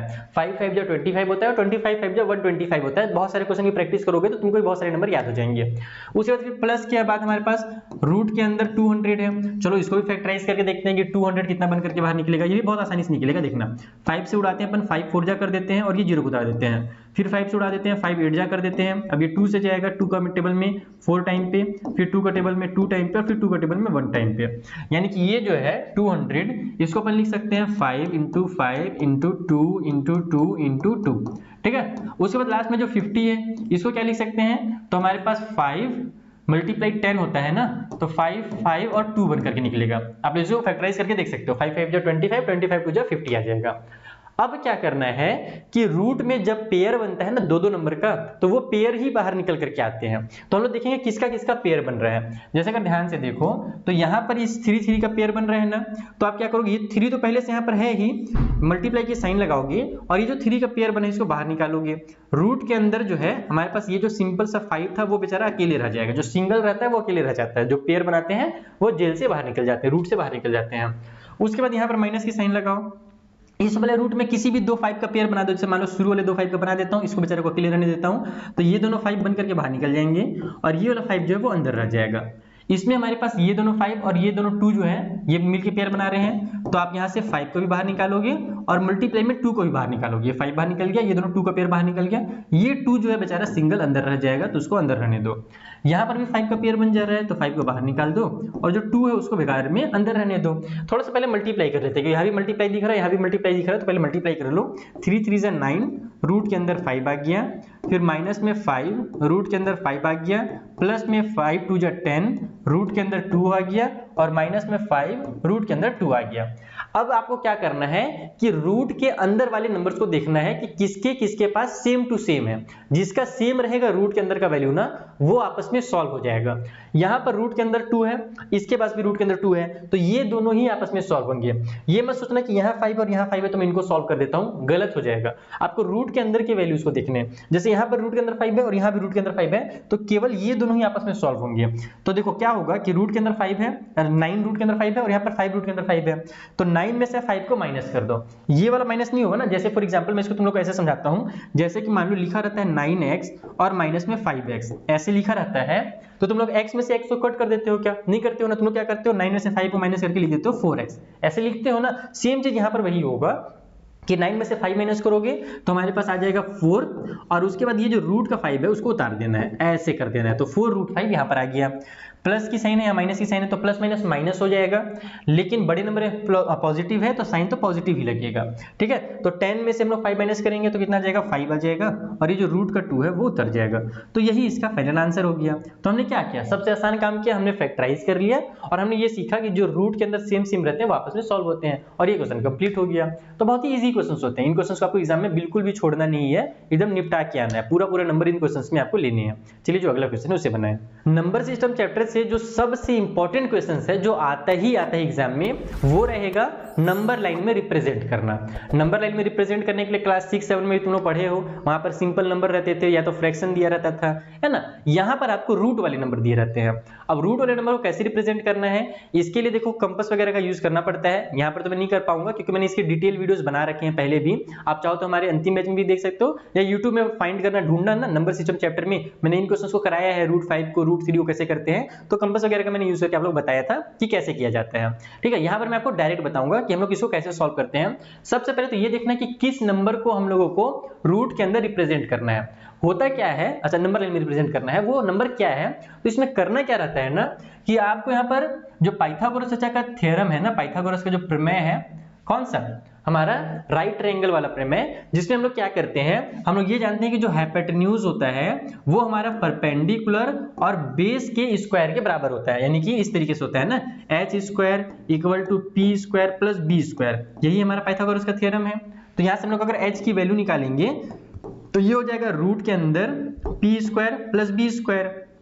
ये तुम लोग इतना तो देखो जानते होगे ना, क्लास 8 का ये चीज है, राइट ट्रायंगल के अंदर यही होता है। तो आपको करना क्या रहता है इस क्वेश्चन में कि जो भी नंबर दिया हुआ है, यहाँ पर जो भी नंबर दिया हुआ है उसको आपको हाइपोटेन्यूज बनाना है, यानी कि उसको जो रूट 5 लिखा हुआ है ना, तो आपको इधर कुछ इस तरीके से सॉल्व करना है इन लोग को, ताकि आपका h जो है वो रूट 5 निकल करके आ जाए। तो कैसे करेंगे वो समझ लो। तो बहुत ही आसान है, देखो अगर मैं 2 का स्क्वायर करता हूं और मैं अगर 1 का स्क्वायर करता हूं, स्क्वायर क्यों कर रहा हूं, क्योंकि मुझे स्क्वायर के फॉर्म में लाना है। पाइथागोरस में क्या है, स्क्वायर के फॉर्म में है। तो मैं यहाँ पर अगर 2 का स्क्वायर करूं और 1 का स्क्वायर करूं तो कितना आ जाएगा, ये 4 बन जाएगा और 1 का स्क्वायर 1 आ जाएगा और ये बन गया मेरा 5। और हम लोग को पता है कि रूट पहले से लगा हुआ है, यहाँ पर ये वाला जो रूट है उसको लगा दो, यहाँ भी रूट को लगा दो, तो आपका रूट के अंदर 5 आ जाएगा। इसका मतलब ये हुआ कि अगर मुझे रूट 5 बनाना है तो मैं क्या करूंगा, परपेंडिकुलर को या फिर बेस को किसी भी एक को मैं 2 ले लूंगा और दूसरे वाले को 1 ले लूंगा। अगर मैं P को मान लो यहाँ पर 1 ले लेता हूँ, नॉर्मली तरीका यही है कि लंबा वाला जो है उसको आप 2 ले लो, ऊपर वाले को 1 ले लो, बाकी आप इधर वाले को 1 और ऊपर वाले को 2 लोगे तो भी सही ही बनेगा, गलत नहीं बनेगा। ठीक है, तो हम लोग बेसिक तरीका यूज करते हैं। हम लोग यहाँ पर जो बेस है उसको 2 ले लेते हैं और परपेंडिकुलर को 1 ले लेते हैं। तो अगर बेस को 2 लिया जाए और परपेंडिकुलर को 1 लिया जाए तो देखो यहाँ पर हमारा h इक्वल टू हो जाएगा परपेंडिकुलर का स्क्वायर यानी कि 1 का स्क्वायर और बेस को हम लोग 2 का स्क्वायर लिखेंगे। तो h इक्वल टू आ गया आपका यहाँ से 1 प्लस में 4 यानी कि h का जो वैल्यू है वो आ गई आपकी रूट की 5 बन गया, रूट का 5 बन गया। h को ही हम लोग को रूट का 5 लाना था। अब बोलोगे सर इससे फायदा क्या हुआ, परपेंडिकुलर में तो आपने बना दिया, h का जो वैल्यू है हाइपोटेन्यूज रूट के अंदर 5 निकाल के ले आए, लेकिन फायदा क्या है? तो फायदा देखो इस तरीके से उठाना है आपको इसका, आप बनाओगे नंबर लाइन। ठीक है, मैं आपको सिखा देता हूँ कि कैसे करना कंपास वगैरह का यूज। फिलहाल हम लोग सिंपल नंबर लाइन बनाएंगे। 0 लिखते हैं, उसके बाद 1 लिखते हैं थोड़ी दूर में, उसके बाद थोड़ी दूर में 2 लिखते हैं, फिर हम लोग थोड़ी दूर में 3 लिखते हैं। 4 भी लिख दो, उससे ज्यादा जरूरत नहीं लिखने का, वैसे 3 तक ही काम चल जाएगा। अब क्या करना है कि जो बेस है, ठीक है, पर हमने क्या किया है कि जो बेस है उसको हमने कितना लिया था, 2 लिया था ना। तो आप यहाँ पर एक 2 सेंटीमीटर का लाइन खींचोगे, कहाँ पर, बेस में। तो 0 से 2 तक जाकर के एक लाइन खींच दिया आपने, ये क्या हो गया हमारा 2 सेंटीमीटर का लाइन हो गया, ये हो गया बेस। ठीक, अब आपको क्या करना है कि यहाँ पर एक सीधा लाइन खींचना है जो कि 1 सेंटीमीटर का हो या फिर 1 यूनिट का हो। जितना जैसे आप लोग यहाँ पर सेंटीमीटर से अगर नापे रहोगे तो इधर भी आप सेंटीमीटर से नापना। हम लोग नॉर्मली सेंटीमीटर का यूज करते हैं स्केल में, इसलिए मैं सेंटीमीटर बता रहा हूँ। अब क्या करना है कि इस साइड आपको 1 सेंटीमीटर का एकदम सीधा लाइन खींचना है। तो सीधा लाइन खींचने के लिए आप लोग यहाँ पर चांदे का यूज नहीं करोगे, प्रोटेक्टर का यूज नहीं करोगे, कंपास का यूज करोगे, यानी कि 90 डिग्री का एंगल बनाते हुए एकदम सीधा लाइन बनाना है। कैसे बनता है, तो इस वाले पॉइंट पे रख करके अपने कंपास को ऐसे एक चांद बनाओगे, आधा चांद बनता है। ये सब मैंने देखो सिखा रखा है ना, हाथ वाली वीडियो जब मैं बनाता था ना उसमें मैंने चीजों को सिखाया भी है और अंतिम बैच में मैंने इसको डिटेल में सिखाया है। तो आप लोग दोनों जगह जहां चाहते हो वहां से सीख सकते हो। ठीक है, उसके बाद क्या करोगे कि इसी चांदे को रख करके एक आर्क कट करोगे यहाँ पर सेम आर्क से, यानी कि जो हम लोग का रेडियस है कोई दिक्कत नहीं है, तो 60 डिग्री का कट होता है। और उसके बाद फिर दूसरा कट करोगे तो ये 120 का कट होता है। ये इधर से देखोगे 60 है, ये 120 है। फिर इस वाले पॉइंट से रख करके यहाँ पर एक आर्क मारना रहता है और इस वाले पॉइंट से रख के इसी आर्क को कट करना रहता है। तो ये जो हमको पॉइंट मिला है ना, अगर इस पॉइंट से मैं इस पॉइंट को ज्वाइन करूंगा तो एकदम ये सीधा लाइन बनता है। जब हम लोग कंपास से बनाते हैं तो एकदम 90 डिग्री का लाइन बनता है ऐसे। अभी उसमें थोड़ा सा टेढ़ा दिख रहा होगा क्योंकि हम लोग कंपास का यूज कर ही नहीं रहे हैं। तो ये 90 डिग्री का लाइन ऐसे बनाना है आप लोगों को। ठीक है, जब 90 डिग्री का लाइन बन जाएगा तो यहाँ पर आप लोग इसको ऐसे शो भी कर दोगे भैया कि मेरा राइट एंगल है। और ये जो लाइन बनाओगे ना, जरूरी नहीं है कि ये हमारा 1 सेंटीमीटर का एक ही बार में बन जाए, हो सकता है कि आपका पॉइंट 1 सेंटीमीटर से आगे चला जाए। तो फिर क्या करना है कि फिर से आपको 1 सेंटीमीटर नापना है अपने कंपास में, और फिर जैसे मान लो इतना 1 सेंटीमीटर इतना आ रहा है तो मैं इसको ऐसे करके ऐसे कट मार दूंगा ऐसे। तो ये वाला जो मेरा पॉइंट है, ये वाला पॉइंट दूसरे पेन से बनाता हूं, यहां पर आजा, ये वाला पॉइंट यहां से लेकर के यहां तक जो है मेरा ये 1 सेंटीमीटर बना। पहले तो हमने सीधा लाइन बना लिया और फिर उसमें 1 सेंटीमीटर मार्क कर लिया कहां पर है। अब कुछ नहीं करना है, इधर मेरा 1 आ ही गया है, ये वाला 1 आ गया है और यहां से यहां तक तो हमने 2 ले ही लिया था। तो इसका मतलब ये हुआ कि जब मैं इसको मिलाऊंगा, यानी कि जब मैं हाइपोटेन्यूज बनाऊंगा ये वाला ऐसे, तो जो हाइपोटेन्यूज होगा वो रूट के अंदर 5 ही होगा ही ना, क्योंकि हमने पर बेस को कितना लिया है, 2 लिया है। और हमने देखा था कि जब बेस को हम 2 लेते हैं और परपेंडिकुलर को 1 लेते हैं तो जो हाइपोटेन्यूज होता है वो रूट के अंदर 5 ही निकल करके आता है, यानी कि ये वाली जो लाइन है वो रूट के अंदर 5 हो गई। अब आपका अभी तो नंबर लाइन में थोड़ी आया, अभी तो ये हाइपोटेन्यूज ऊपर जा रहा है। तो नंबर लाइन में कैसे लाना है, आपको फिर से अपने कंपास को खोलना है ऐसे और इसको यहां से लेकर के यहां तक पूरा मेजर करना है, ऐसे पूरा मेजर करोगे और फिर कंपास से ऐसे आर्क कट करोगे ऐसे, इस तरीके से। तो जहां पर भी आपका नंबर लाइन पे आएगा ना, वही क्या होगा, हमारा रूट 5 होगा। जैसे इसको ऐसे खोले हुए आप कंपास को ऐसे करते हैं ना लोग, मैं एक बार ऐसे कट करके दिखाता हूं। मान लो मेरा हाथ जो है वो कंपास है, ऐसे ऐसे कट कर दिया मेरा, तो मेरा हाथ यहीं तक पहुंच रहा है, आलो पूरा यहां से ऐसे कट करोगे। ठीक, तो एक सेकंड हट जाए। तो ये जो लाइन आपका ऐसे आया यहाँ पर, ये जो पॉइंट आपको मिला हुआ है, इस पॉइंट का ही जो वैल्यू है ना वही हमारा रूट के अंदर 5 रहेगा। ये वाला पॉइंट जो है यही हमारा क्या है, रूट के अंदर 5 है। इसका रूट 3 वाला भी इंपॉर्टेंट है, यही दोनों में ज्यादा आता है। रूट 2 आएगा या तो रूट 3 आएगा या तो रूट 5 आएगा, ज्यादातर यही क्वेश्चन आते हैं। या फिर वो रूट के अंदर 9.6 वाला आता है, उसका दूसरा मेथड, वो सब मैंने आपको बच्चे सिखाया है। तो बेसिक 3 क्वेश्चन होते हैं, या तो रूट 5 वाला आएगा आपका, या तो रूट 3 वाला आएगा, या तो रूट 2 वाला आएगा। ज्यादातर मोस्ट इंपॉर्टेंट जो है यही तीनों क्वेश्चन ही रहते हैं, तो इनकी प्रैक्टिस करके जाना। सेम यही मेथड रहता है। रूट 3 में आपको थोड़ा सा अलग रहता है, रूट 3 वाला थोड़ा ज्यादा मुश्किल रहता है, रूट 5 वाला थोड़ा इजी देखा ना, रूट 3 वाला हल्का सा मुश्किल रहेगा। वहां पर आपको क्या करना रहेगा कि जो परपेंडिकुलर है हाँ, उसे तो 1 ही लेना, लेकिन जो बेस है उसको आपको √2 लेना पड़ता है, यानी कि उसको √2 का स्क्वायर करना पड़ता है, यानी कि पहले आपको √2 उसमें फाइंड करना पड़ता है। तो वो सारी चीजें मैंने आपको अंतिम बैच में भी सिखाया है और पहले से मैंने इनकी वीडियोस बना करके अपलोड कर दिए हैं, आप थोड़े से जाकर के मेहनत करके ढूंढ सकते हो। अदरवाइज एक क्वेश्चन मैंने जो मोस्ट इंपॉर्टेंट था वो समझा दिया। तो आई होप आपको समझ में आ गया होगा कि नंबर लाइन से आता ही आता है क्वेश्चन। अब हम लोग चलते हैं जो अगले टाइप का क्वेश्चन एग्जाम में पूछा जाता है उस क्वेश्चन को बनाते हैं। सो ये रहा अगला क्वेश्चन, जहां पर आपको इस पूरे पार्ट को सॉल्व करना है लेफ्ट साइड को, और इक्वल की उस साइड में 1 दिया हुआ है, यानी ये पूरा कट पिट होकर के लास्ट में 1 बच जाएगा। ये हमारा क्वेश्चन है। तो ये क्वेश्चन हमने इसलिए लिया हुआ है क्योंकि इंपॉर्टेंट भी है पहला चीज, और दूसरा अगर आप इस क्वेश्चन को कर लोगे तो आपको समझ में आ जाएगा कि डिनोमिनेटर को रैशनलाइज कैसे किया जाता है। ये वही क्वेश्चन है, कई बार इसका बस मान लो छोटा सा अगर 1-2 नंबर का टीचर क्वेश्चन देना चाहते हैं तो क्या करेंगे, बस यहां से यहां तक वाले को लिख देंगे और बोलेंगे इसके डिनोमिनेटर को रैशनलाइज कर दो। और इस क्वेश्चन में क्या है कि ये 4 से 5 नंबर क्वेश्चन है, इसमें आपको इसको भी रैशनलाइज करना है, इसको भी करना है, इसको भी करना है और इसको भी करना है, पूरे को रैशनलाइज करना पड़ेगा। तो इसका मेथड क्या है, हम लोग एग्जाम में जब आए तो कैसे बनाए, एक ही लाइन में पहला चीज तो मत बनाना। एक ही लाइन में मत बनाने का मतलब ये है कि इसको रैशनलाइज करके, इसको रैशनलाइज करके, इसको रैशनलाइज करके एक ही बार में मत करना, अलग अलग करना। कैसे करना देखो, सबसे पहले तो आप लिखोगे कि हम लोग लेफ्ट हैंड साइड को सॉल्व कर रहे हैं, और लेफ्ट हैंड साइड में हमारे पास दिया हुआ है, क्या दिया हुआ है भाई, दिया हुआ है 1 डिवाइड बाई में 3 प्लस में √7, ये हमको दिया हुआ है। ठीक, ये वाले पार्ट को हम पहले रैशनलाइज करेंगे। ठीक है, डिनोमिनेटर को इसका जो है ना पहले कर लेंगे, उसके बाद फिर इसका करेंगे, फिर इसका करेंगे। ओके, तो यहाँ पर अब क्या क्या होता है, जब रैशनलाइज करना रहता है ना तो मल्टीप्लाई करते हैं हम लोग इसी चीज का ऊपर और नीचे में। 3√7 दिया हुआ है ना, तो 3√7 का ऊपर भी करते हैं और 3√7 का नीचे भी करते हैं, बस एक चेंज करते हैं। वो चेंज क्या होता है, अगर यहाँ पर प्लस की साइन है तो यहाँ पर भी माइनस लगाते हैं और यहाँ पर भी माइनस की साइन लगा देते हैं, बस यही चेंज होता है। ठीक है, अब इसमें होगा क्या, इसमें ये होगा कि आपका a² - b² का फॉर्मूला लगेगा। पहले तो ऊपर में देखो कुछ नहीं होगा, 3 माइनस √7 है, उसका 1 से मल्टीप्लाई होगा तो 3 माइनस में √7 ही आ जाएगा, कोई चेंजेस नहीं।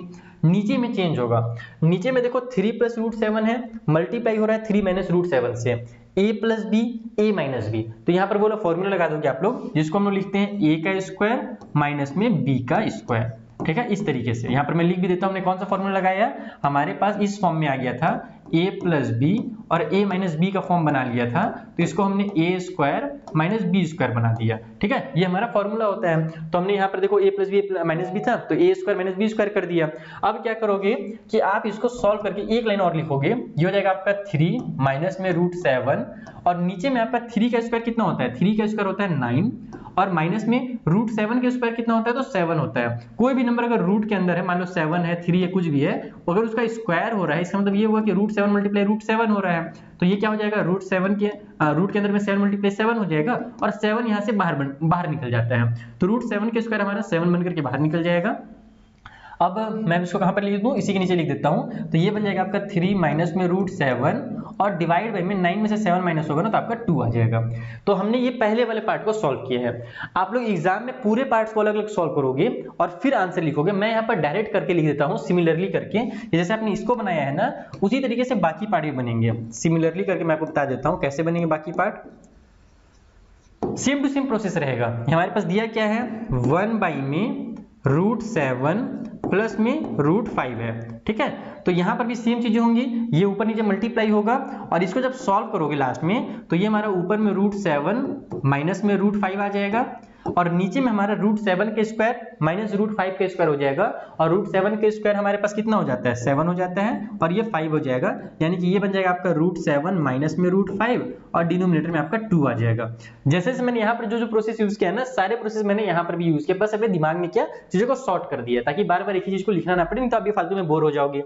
अगले वाले में भी सेम वही चीज होगा। हमारे पास अगला वाला क्या दिया हुआ है, 1 डिवाइड बाई में √5 और प्लस में √3 दिया हुआ है। तो हम लोग जानते हैं कि जब ऊपर जाएगा तो माइनस की साइन के साथ जाएगा, तो ऊपर में हमारे पास √5 माइनस में √3 हो जाएगा, और नीचे में हमारा √5 का स्क्वायर और माइनस √3 का स्क्वायर हो जाएगा, तो √5 का स्क्वायर 5 बन जाएगा और √3 का स्क्वायर 3 बन जाएगा। 5 में से 3 माइनस करोगे तो फिर से आपका 2 आ जाएगा, जैसे यहाँ पर बना है ना ये वाला, सेम टू सेम यहाँ पर भी हो जाएगा। ठीक है, फिर चलो इसको मैं एक बार लिख ही देता हूँ। यहाँ पर हमारे पास क्या बन जाएगा, 5 माइनस में 3 हो जाएगा, और ये बन जाएगा हमारा रूट के अंदर 5 माइनस में रूट के अंदर 3 और डिवाइड बाई में हमारा यहाँ भी 2 आ जाएगा।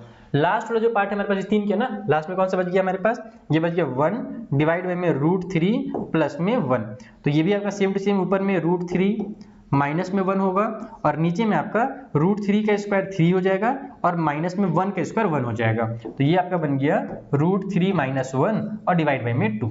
तो ये हमने सिमिलरली करके इसलिए लिखा है ताकि टाइम वेस्ट ना हो आप एग्जाम में, लेकिन पूरा सॉल्व करोगे। टीचर से डिस्कस कर सकते हो अगर एग्जाम नहीं हुआ अभी आपका, तो टीचर से पूछ लेना कि सर क्या हम लोग शॉर्टकट में ऐसे सिमिलरली करके लिख सकते हैं क्या, उनके ऊपर कॉपी में सॉल्व करके दिखा देना। टीचर बोलेगा हाँ लिख सकते हो, कोई दिक्कत नहीं है, तो फिर लिख देना, टाइम बचेगा। अगर बोलते नहीं सबको रेशनलाइज करके दिखाना है तो फिर आप रेशनलाइज करके भी दिखा देना, कोई दिक्कत नहीं है। तो हमने क्या किया कि इसको रेशनलाइज किया तो इतना वैल्यू निकला, इसको रेशनलाइज किया तो ये निकला, इसको सॉल्व किया तो इतना आया और इसको सॉल्व किया तो इतना आया। अब अगले वाले स्लाइड में हम लोग सभी को आपस में ऐड कर देंगे, क्योंकि वहां पर ऐड करके लिखा हुआ था। तो हम लोग लिखेंगे कि हम लोग लेफ्ट हैंड साइड को जब सॉल्व करते हैं, ऐड करते हैं, तो कितना आता है। तो पहले में 3 माइनस में √7 डिवाइड बाई 2 है, तो 3 माइनस में √7 डिवाइड बाई 2, उसमें ऐड करना है सेकंड वाले को। सेकंड वाला ये पार्ट था और इसका हमने वैल्यू क्या निकाला, √7 माइनस में √5 डिवाइड बाई 2। तो यहाँ पर लिख देता हूं मैं √7 माइनस में √5 और डिवाइड बाई में 2। उसके बाद फिर मेरा क्या है, ऐड की साइन, सभी में देखो ऐड का ही साइन है, जहां जहां देखोगे सब में आपको ऐड का ही साइन दिखेगा। फिर √5 माइनस √3 है, √3 माइनस में 1 है, तो ये हो जाएगा हमारा √5 माइनस में √3 डिवाइड बाई 2 और फिर लास्ट में √3 माइनस में 1 और डिवाइड बाई 2 है। सभी को देखो सॉल्व करेंगे ना तो हमारा डिनोमिनेटर तो सबका सेम है, तो जब डिनोमिनेटर सेम रहता है तो बस सिंपल उसको एक बार उतार दिया जाता है। तो हम लोग 2 को नीचे में उतार देंगे, ऊपर में जो सारी चीजें सभी को लिख देते हैं। ये हो गया -7 प्लस में √7 माइनस में √5 प्लस में हमारे पास √5 दिया हुआ है ये वाला, फिर माइनस में हमारे पास √3 है, प्लस वाला √3 ये वाला है और फिर माइनस का 1 है। तो यहाँ से हमारा देखो √7 माइनस का प्लस का कैंसिल, माइनस का प्लस का √5 कैंसिल, माइनस का √3 प्लस का √3 कैंसिल, तो बचा क्या 3 - 1 बचा। तो लिख देता हूँ मैं एक बार 3 - 1 बच गया है, नीचे में 2 बचा हुआ है, 3 में से 1 माइनस होगा तो 2 आएगा, 2 डिवाइड बाई 2 इक्वल टू 1 आ गया, यानी कि हमारा जो आंसर है वो equal to right hand side आ गया। तो इस तरीके से आपको सॉल्व करना है। ये मैंने जो सबसे रेशनलाइजेशन का जो सबसे एडवांस लेवल का क्वेश्चन था वो आपको कराया है, जिसमें आपको कई टर्म्स दिए हुए थे, बहुत सारे टर्म दिए हुए थे ना, टोटल 4 टर्म दिए हुए थे, चारों को हमने रेशनलाइज किया। कई बार एग्जाम में क्वेश्चन इसका छोटा भी आता है, कई बार केवल 2 टर्म दिए रहेंगे, इसको रेशनलाइज करके सॉल्व करना रहेगा, कई बार सिंगल टर्म दिया रहेगा और बोलेगा बस उसको रेशनलाइज करो। तो जो भी क्वेश्चन आएगा अब आप आराम से बना सकते हो, क्योंकि आपको समझ में आ गया है कि रेशनलाइज कैसे करना है, रेशनलाइज करने का ये मेथड है। तो ये हमारा एक और टाइप का क्वेश्चन कंप्लीट होता है। चलिए दूसरा क्वेश्चन बनाते हैं। ये एक छोटा सा और बहुत ही प्यारा सा क्वेश्चन है और थोड़ा सा इंपॉर्टेंट भी है, क्योंकि इस टाइप से क्वेश्चन बच्चे कई बार कंफ्यूज हो जाते हैं, जहां पर पावर में 0 लिखा हुआ रहता है। एक्सपोनेंट वाला थोड़ा क्वेश्चन है, ये समझते हैं जो कैसे करना है। हमें दिया हुआ है 2 के पावर में 0 प्लस में 7 के पावर में 0 और डिवाइड बाई में 5 के पावर में 0 है। तो सबसे पहले तो ये ध्यान रखना कि किसी भी नंबर के पावर में अगर 0 है तो उसकी वैल्यू 1 हो जाती है। कोई भी नंबर, जैसे हमने यहाँ पर a लिखा हुआ है कि a के पावर में अगर 0 है तो वैल्यू 1 हो जाती है, ये रूल आपने पहले पढ़ रखा है। तो इसका मतलब ये हुआ कि 2 के पावर में 0 का वैल्यू 1 हो जाएगा, 7 के पावर में 0 इसका भी वैल्यू 1 हो जाएगा, नीचे 5 के पावर में 0 उसका भी वैल्यू 1 हो जाएगा। तो 1 + 1 = 2 डिवाइड बाई 1, यानी कि जो आंसर है वो आपका 2 निकल करके आ जाएगा। तो ये भी क्वेश्चन इंपॉर्टेंट है ना, कई बार टीचर बच्चों का जो बेसिक नॉलेज है वो चेक करने के लिए पावर में 0 वाला क्वेश्चन भी दे देते हैं। जैसे मैं तो कई बार दे देता हूँ बच्चों को, देखता हूँ कि कौन बच्चा कितना याद रखा है, कितना उनको फॉर्मूला वगैरह याद है। तो ये एक छोटा सा क्वेश्चन था। आइए इसके अलावा एक और इंपॉर्टेंट क्वेश्चन जो इस चैप्टर से आता है ना वो समझते हैं। जैसे कि यहाँ पर दिया हुआ है सिंपलीफाई करने के लिए। बच्चे लोग इस चीज में बहुत ज्यादा कंफ्यूज रहते हैं कि सर अगर 3 और रूट में 2 दिया हुआ है और अगर इसी 3 को √2 के पावर में ऐसे यहाँ पर लिख दिया है तो क्या दोनों अलग अलग हैं या दोनों सेम है? तो बबुआ दोनों पूरी तरीके से अलग अलग है। दोनों क्या है? पूरी तरीके से अलग है। इसका मतलब क्या होता है?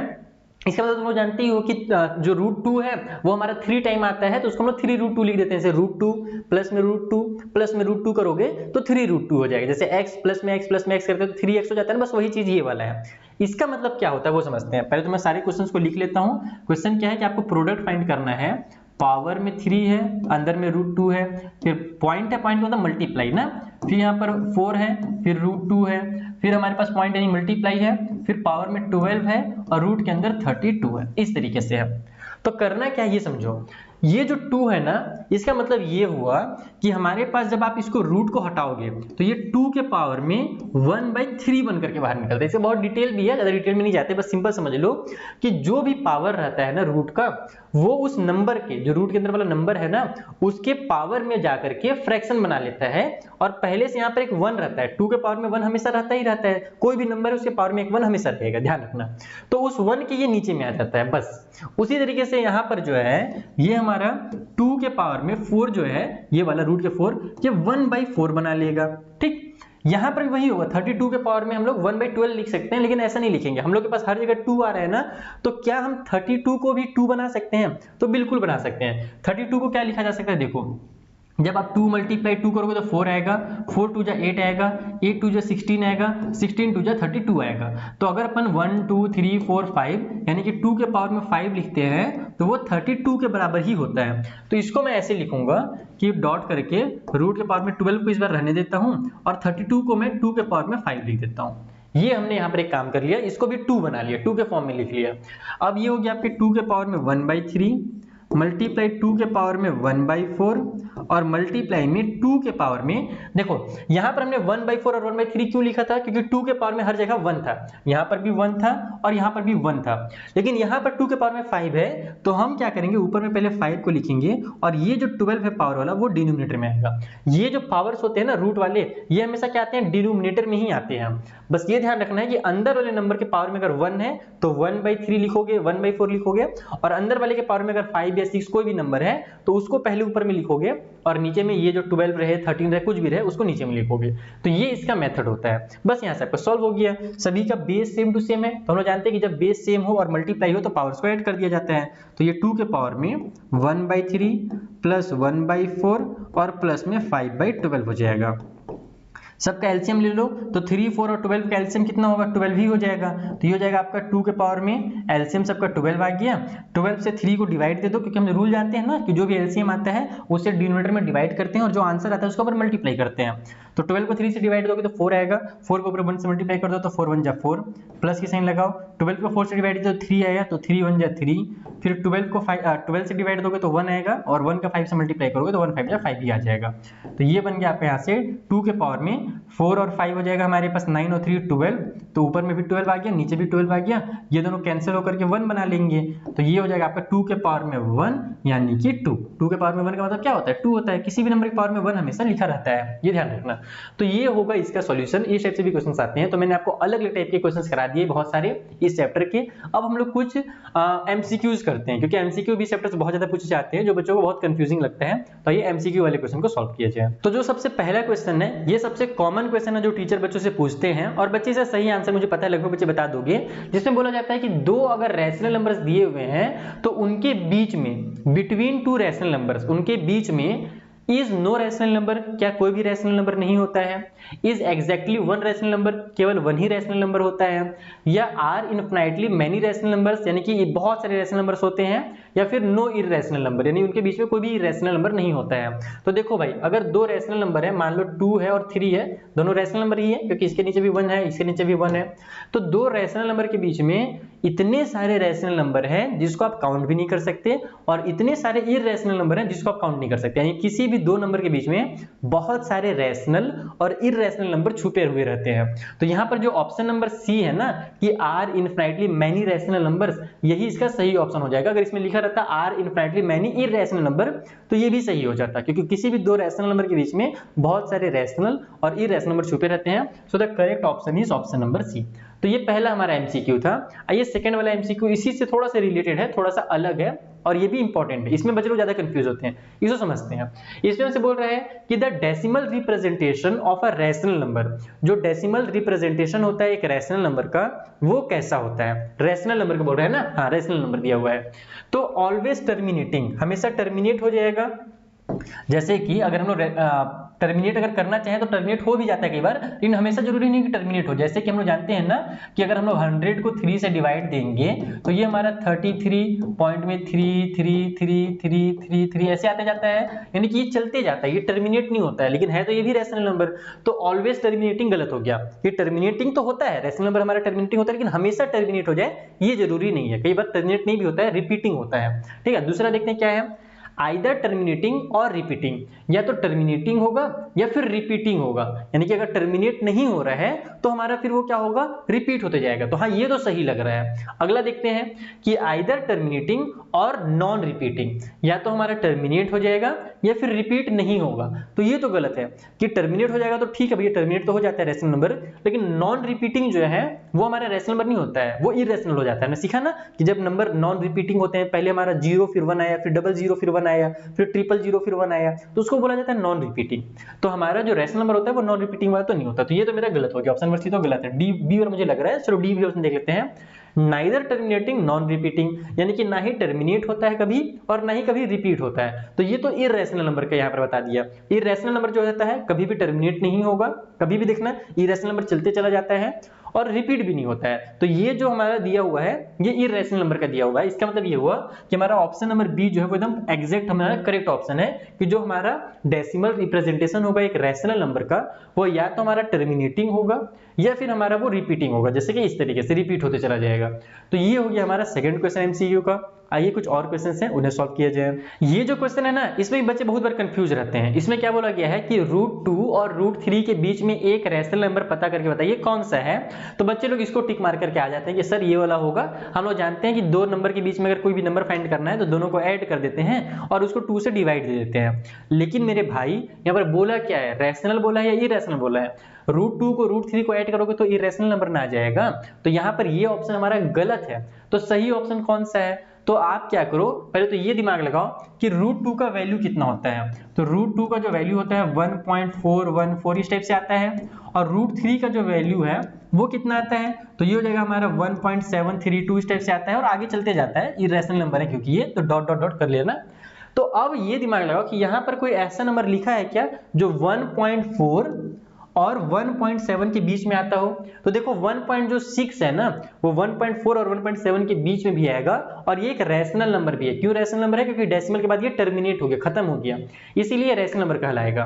तो 1.6 जो है वो इसका सही आंसर होगा, ये इसका सही आंसर होगा, ना कि ये वाला। ये बच्चे इसको लगा करके आते हैं फुल कॉन्फिडेंस के साथ कि मेरा तो सही हो गया, जबकि उनका गलत हो जाता है।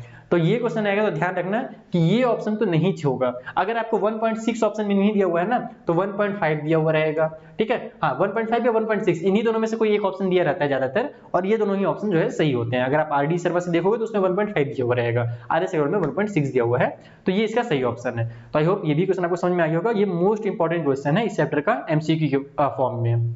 चलो भैया, मैं उतना देर से पढ़ा के थक गया। अब तुम लोग इस क्वेश्चन का आंसर मुझे खुद से बताओ कि इसका सही आंसर क्या होगा। इसमें बोल रहे हैं कि बताइए which of the following is a rational number. इनमें से कौन एक रैशनल नंबर है? क्या √5 एक रैशनल नंबर है, या फिर 0.101001001000 4 टाइम 0 ये रैशनल नंबर है, या फिर पाई हमारा रैशनल नंबर है, या फिर 0.853 फिर 853 फिर 853 ये रैशनल नंबर है। तो हमने सीखा ना कि या तो हमारा टर्मिनेट हो जाए या तो हमारा रिपीट होना चाहिए। तो यहाँ देखो 853 जो है ना वो बार बार रिपीट हो रहा है, तो इसका मतलब हुआ कि ऑप्शन नंबर जो डी है ये हमारा क्या है, एक रैशनल नंबर है। क्योंकि भले ये टर्मिनेटिंग नहीं है, नॉन टर्मिनेटिंग है, लेकिन ये रिपीटिंग है, बार बार रिपीट हो रहा है, इसलिए हमारा रैशनल नंबर कहलाएगा। ये भी इरेशनल नंबर है, ये भी हमारा इरेशनल है, और पाई भी इरेशनल नंबर है। और इससे एक अगला क्वेश्चन भी हमने लिया हुआ है कि क्वेश्चन के बार पूछा भी जाता है टीचर के द्वारा कि बताओ जो पाई है ना वो कैसा नंबर है, रैशनल है या इरेशनल। तो बच्चे लोग पाई को याद करते हैं कि अरे पाई का तो वैल्यू जो है ना वो 22/7 होता है। तो इसका मतलब ये हुआ कि ये p/q के फॉर्म में आ गया, और अगर p/q के फॉर्म में आ गया तो इट मींस कि ये हमारा क्या होगा, एक रैशनल नंबर होगा। लेकिन ये गलत है। देखो जो 22/7 हम लोग लिखते हैं ना पाई का, वो एकदम एग्जैक्ट वैल्यू नहीं होता है, वो अप्रॉक्स वैल्यू होता है 22/7। अगर एग्जाम में पूछा जाए कि 22/7 जो है वो रैशनल है या इरेशनल, तो 22/7 हमारा रैशनल है, ये सही है। लेकिन अगर पाई के बारे में पूछा जाए ना तो पाई इज हमारा रैशनल नहीं है। ध्यान रखना, पाई एक इरेशनल नंबर है। जब पाई का डेसिमल वाला वैल्यू देखोगे ना तो ना ही वो खत्म होता है और ना ही वो कभी रिपीट होता है। पाई का जो एग्जैक्ट डेसिमल वाला वैल्यू होता है, पाई का एग्जैक्ट वैल्यू तो आज तक कोई निकाल ही नहीं पाया, उसका वैल्यू निकलते जाएगा निकलते जाएगा निकलते जाएगा, कभी खत्म नहीं होगा। तो पाई हमारा जो है वो एक इरेशनल नंबर है, ये वाला ऑप्शन नंबर सी सही होगा इसका, ठीक है। अगर पाई के बदले मैं 22/7 दे दे एग्जाम में, तो फिर उसको तुम लोग क्या करोगे, रैशनल नंबर मान के आओगे। तो इस तरीके से आपको अपने कॉन्सेप्ट का यूज करना है, दिमाग यूज करना है और नंबर सिस्टम के सारे क्वेश्चंस को सॉल्व करने हैं। अलग अलग टाइप के क्वेश्चंस हमने करा दिए। अगर आपको वीडियो पसंद आया हो तो अपने फ्रेंड्स के साथ जरूर शेयर करना, जैसे आप बाकी वीडियोस हमारे शेयर किए तो मैंने ये वीडियोस को बनाया है और आगे भी मैं इसी टाइप के वीडियोस जो है ना आपके लिए लाता रहूंगा। अगर आप कमेंट करके बताओगे कि आपको नेक्स्ट चैप्टर कौन सा चाहिए और इस वीडियो को अपने फ्रेंड्स के साथ बहुत सारा शेयर करोगे तो। चलो मिलते हैं बच्चे किसी नेक्स्ट वीडियो में। अगर कुछ भी डाउट हो तो कमेंट में भी पूछ सकते हो और टेलीग्राम पे आप लोग डिस्कस कर सकते हो, वहां पर हमने ग्रुप बना दिया और बहुत सारे बच्चे उस ग्रुप में जुड़े हुए हैं, तो वहां भी आप डिस्कस कर सकते हो। ठीक है, तो मिलते हैं किसी नेक्स्ट वीडियो में, तब तक के लिए थैंक यू फॉर वॉचिंग।